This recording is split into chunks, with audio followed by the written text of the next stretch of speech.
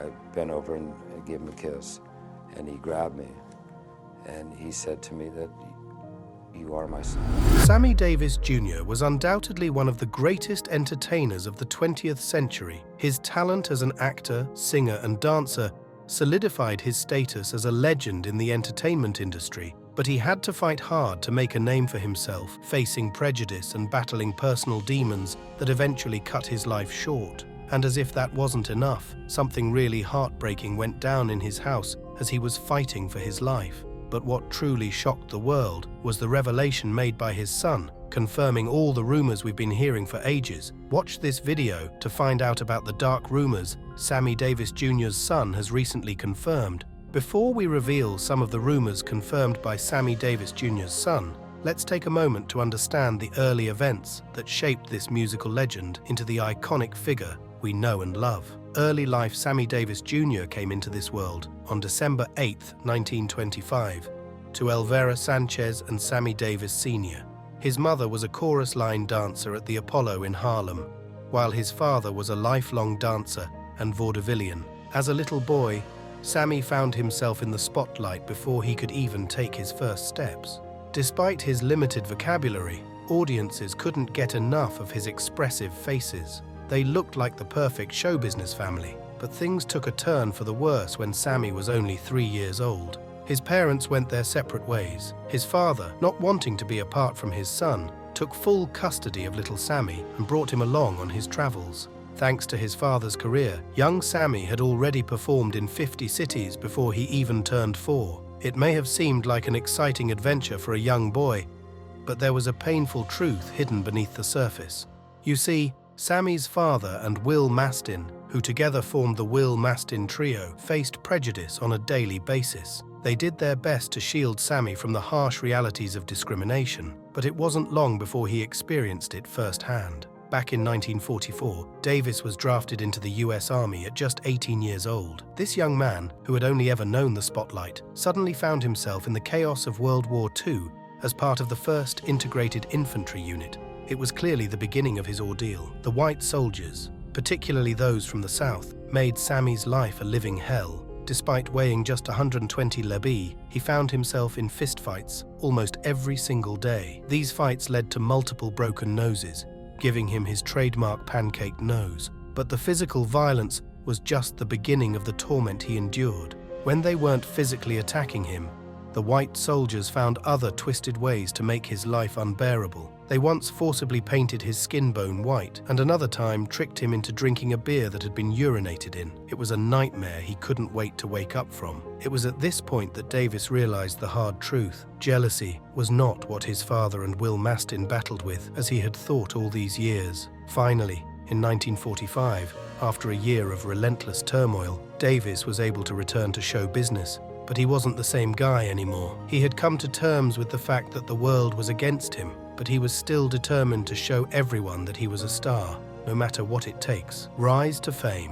Back in 1951, Sammy Davis Jr. found himself back with the Will Mastin Trio, ready to take the stage at Ciro's in Hollywood. He had no idea this performance would change the course of his life. Originally scheduled for just a 20-minute set as the night's openers, the trio's performance turned into something much more extraordinary. The crowd at Ciro's that night was filled with some of the biggest stars in Hollywood, and Sammy Davis Jr. knew he had to give it his all. With his incredible impressions and undeniable talent, Sammy astonished the audience. What was supposed to be a short set ended up lasting nearly an hour, and it was in that moment that Sammy introduced himself to Hollywood in grand style. Following his explosive debut at Ciro's, Sammy's career took off like a rocket. By 1953, ABC came knocking with an offer for his own TV show. It seemed like everything was falling into place for Sammy, until it wasn't. Despite filming a pilot, there was a major roadblock standing in the way of Sammy's TV stardom. No major advertisers were willing to sponsor a show starring an unknown black man. It was a devastating moment in Sammy's career, but better days were ahead. Although Davis's show didn't quite take off, things were looking up for the Will Mastin Trio. After years of scraping by on the road, they finally hit the jackpot, scoring a prime gig at the New Frontier Casino in Vegas and pulling in $7,500 a week.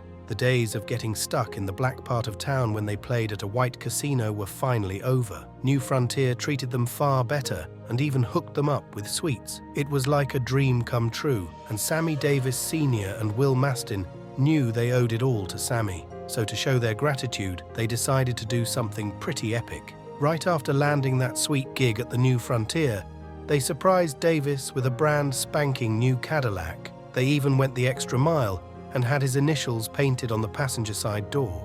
It was a sweet gesture, but something even crazier was about to go down. The accident.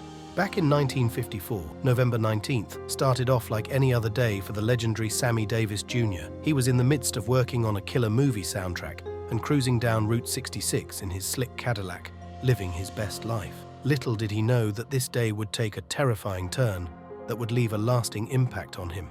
As he was driving along, minding his own business, an elderly lady suddenly pulled out of her driveway straight into Davis's path. With no time to react, the 28-year-old found himself thrown head-first into the steering wheel upon impact. But the first thing that crossed Davis's mind after the crash was his assistant, Charlie, who had been riding with him. As he struggled to pull himself out of the wrecked car, he stumbled over to Charlie, only to see a horrifying sight. Charlie's jaw had been gruesomely dislocated, and there was blood everywhere. But what really shook Davis to the core was when Charlie caught sight of him. The look of terror on his assistant's face said it all. It turned out that Sammy's own eyeball was severely damaged, a result of his face colliding with the unforgiving steering wheel. Apparently, the Cadillac that his men mentors had gifted him turned out to be the worst ride to be in at that moment. The brand new Cadillac had this fancy horn sticking out of the steering wheel, all sleek and bullet-shaped,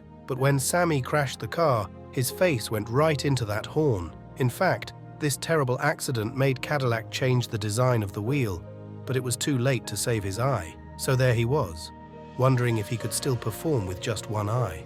But Davis didn't give up. He worked very hard, relearning everything and getting his balance back, and just a few weeks after the accident, he was ready to step back on stage. But he never expected the response he got. He had an eye patch on, and the place was jammed. There were stars as far as you could see. When Sammy Davis Jr. made his comeback at Ciro's, half of Hollywood showed up to cheer him on. Grant Spencer Tracy, Gary Cooper, June Allison, Frank Sinatra were all present. Davis was so amazed that he said, "Never had I felt so much a part of show business. All that it had given me materially was nothing compared to the kinship I felt for all these people." As time went on, Sammy's talent started to overshadow that of his mentors. Mastin and Davis Sr. were great and all, but this was Sammy Davis Jr.'s time to shine. His old man eventually stepped aside. But as Sammy's success grew, so did the prejudice he faced. Being a big-time star didn't protect him from the hate. So, in an attempt to fight back, guess what he did? Sammy Davis decided to stick it to the haters by getting involved with the whitest, most famous chick he could find, Kim Novak. Sammy Davis's love adventures. Sammy was quite the ladies' man, you see. He had a reputation for flitting from one fling to the next as he climbed the ladder of fame. Sometimes it was Ava Gardner on his arm. Sometimes it was just some random pretty face that caught his eye. But love, that wasn't part of the deal. Not until one fateful night in 1957 at Chicago's Chez Paris. The chemistry between Sammy and Kim was off the charts, but their love story was far from a fairy tale. This was the 1950s, and interracial relationships were a big no-no. They tried to keep their romance under wraps, but you know how these things go. It wasn't long before the whole world found out about them. It was all over the news, and some even raised questions like, "Hey, which top female movie star is this big-name entertainer SD keen on?" It wasn't exactly rocket science to figure out who they were talking about. The public went nuts. But that was just the beginning of Davis and Novak's problems. Once the big shots at the studio caught wind of their relationship, things got real scary, real fast. Harry Cohn, the big boss at Columbia Studios, was ready to go to any length to keep Davis away from his golden girl. Harry Cohn from Columbia Studios had spies keeping tabs on Kim's every move, and as if that wasn't enough, the whole of Los Angeles was swarming with reporters just itching for a scandalous story. But Kim Novak and Davis were not about to make it easy for them. Whenever Davis went over to her place, he had to go to some extreme lengths to avoid being spotted. Sometimes he would even go as far as having a friend drive him while he hides in the back seat under a rug. As much as that was very inconvenient, Davis knew better than to mess with Harry Cohn. Unfortunately, Cohn finally realized that Davis and Novak were not about to give up on their relationship, so he pulled a move that nobody saw coming. Word on the street is that Cohn had Davis kidnapped for a few hours just to scare the living daylights out of him. And if that wasn't enough, he also sent a bone-chilling message to Davis's father, threatening to send some guys over to break his legs and blind him unless Davis married a black woman. So, after Cohn let Davis go, he ended up at his suite at the Sands Hotel, flipping through his address book like there was no tomorrow. When his assistant asked him what on earth he was doing, Davis nonchalantly replied, "I got the call this morning. I have to marry a black chick, and I'm looking for someone to marry." Luckily, he found someone. Lola White was a local dancer when Davis found her. He proposed something scandalous. He asked her to marry him, promising to pay her for it, and then they'd call it quits after a year. Sounds like a crazy plan, right? Well, White agreed to it, and they got married in 1958. The wedding itself wasn't exactly a fairy tale affair. Neither of them was thrilled about the whole thing, but at least White made sure she got what she wanted. When Lorraine White became Mrs. Sammy Davis Jr., she went on a wild shopping spree, grabbing 20 new pairs of shoes and showing off her haul in Jet magazine. Sammy showered her with gifts as a thank you for helping him out of a tough spot, and even treated her to a stay in the Sands presidential suite. But despite the lavish gifts, the couple never actually lived together. Meanwhile, Sammy was feeling more and more miserable as the months went by. After 6 months of what seemed like a fake marriage, he ended up paying Lorraine $25,000 to get a divorce. It took 3 long years before the split was official in 1959, but even though it seemed like the end of 2 chapters in Sammy's love life, a new and exciting one was about to begin. In 1960, Sammy fell head over heels for another Swedish actress, May-Britt. After a whirlwind romance, the pair got engaged. It was an extraordinary sight, this short little black guy and his very tall Swedish beauty. Unlike with Lorraine, there was no interfering studio head in the picture, and Sammy hoped that this time he might finally be free to marry a woman he truly loved. Unfortunately, joining the Rat Pack had brought Sammy to new levels of fame, and once again, it spelled trouble for his love life. At that time, John F. Kennedy was in the middle of his presidential campaign, and Frank Sinatra and the Rat Pack were all up in the mix. Then, out of the blue, Sammy decides to join them on stage at the Democratic National Convention, only to be met with a chorus of boos from the crowd. Now here's the thing, everyone knew about his relationship with Britt, and back then only 4% of Americans were down with interracial marriage, so you can imagine the backlash that followed. To make matters worse, the Kennedy campaign started getting hate mail aimed solely at Davis. Campaign officials pressured Sinatra, who was supposed to be Davis's best man, to bail.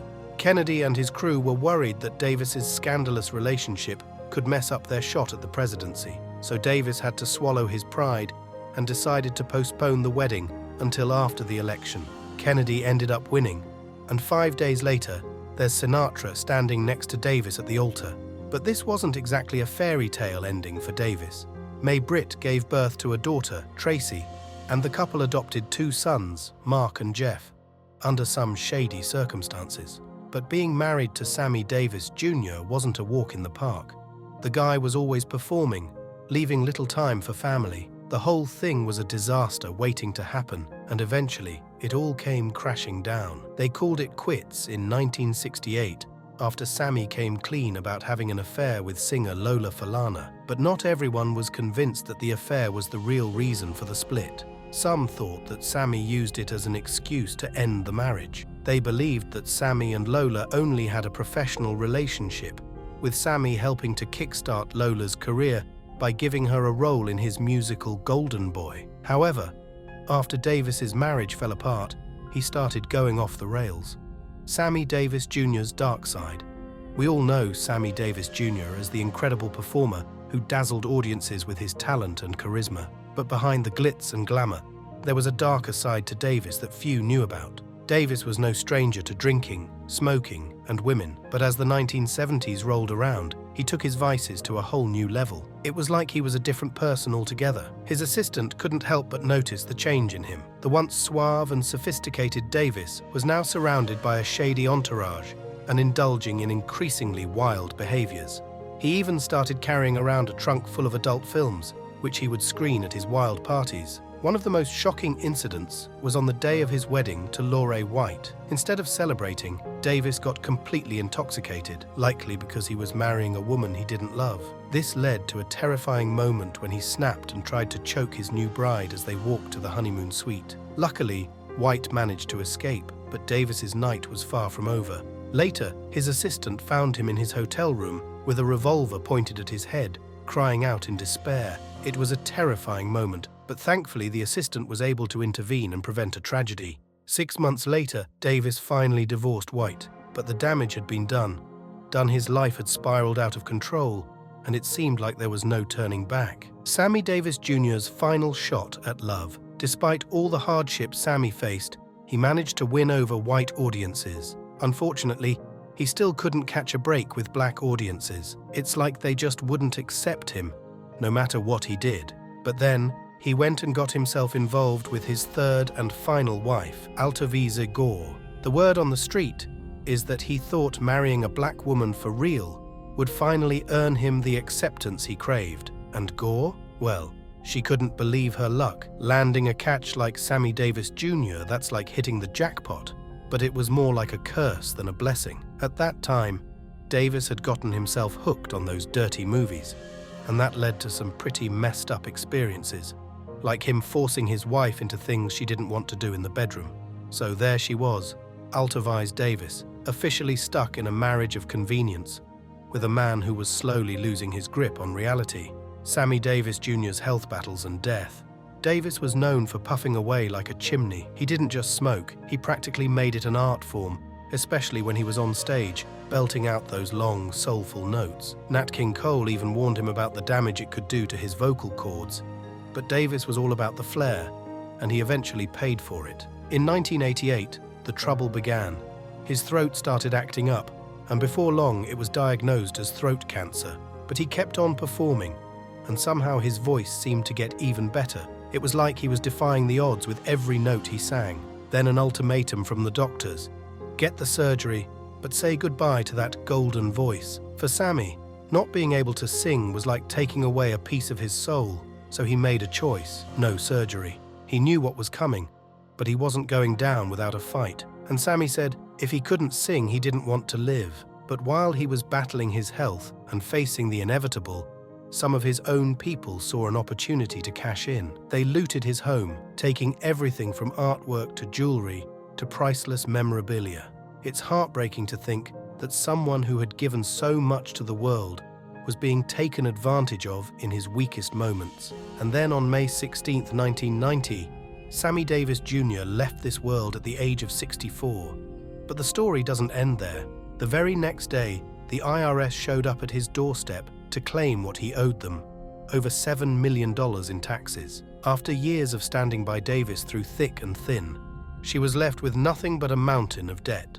But before Davis passed away, he made a shocking statement that was revealed by his son, Mark. The shocking truth. So you remember the whole saga about how Davis adopted 2 boys under mysterious circumstances. It turns out there's more to the story than we ever imagined. According to Mark Davis, the whole adoption thing wasn't exactly accurate. In fact, it was far from it. Mark revealed the moment his dad dropped a bombshell on him. It was a heart-to-heart moment with his dad, pulling him close and uttering the words that would haunt Mark for decades. He called me to his bed, and I will never forget what he said as he pulled me close. "You are my son," were his last words to me, and I have from that day wondered what he meant. Can you imagine? For years, Mark struggled with the meaning of those words. After all, his dad had always presented him to the world as his adopted son. But then several friends and relatives had hinted to Mark that Davis was actually his real dad. It didn't really sink in until his dad himself confirmed it, and this revelation stirred up some serious controversy. Fast forward 24 years after Sammy Davis's passing, and Mark finally stumbled upon some answers. In 2013, he found his birth certificate, which clearly named Sammy Davis as his biological father. You'd think that would clear things up, but the birth certificate also listed Davis's second wife, Swedish actress May Britt, as Mark's natural mother. Mark tried to get the truth out of May Britt, but she flat out denied being his birth mother. She also kept quiet about the identity of Mark's biological mother. At this point, his search met a dead end. At that time, all that was left was the possibility that Mark could be a love child from the 50s, born out of an interracial relationship between Davis and a mystery white woman. Considering the social climate back then, it would make sense for Davis to keep Mark's true parentage under wraps. Mark himself has pointed out the oddities in his supposed adoption. Dad was very loving when I was a kid, but being adopted never made sense to me. As Dad and Mom had a daughter, Tracy, who is a year younger than me, why would they adopt an older child after having Tracy? Mark found himself in a state of serious confusion. I'm like a big question mark because I've never fully understood where I come from, he admitted. Unlike her brother, Tracy was certain that their father wasn't Mark's biological parent, and this realization deeply troubled her. But after years of uncertainty, the mystery was finally solved in 2005. Mark decided to put an end to the speculation once and for all. He bravely took a DNA test, revealing the results on national television.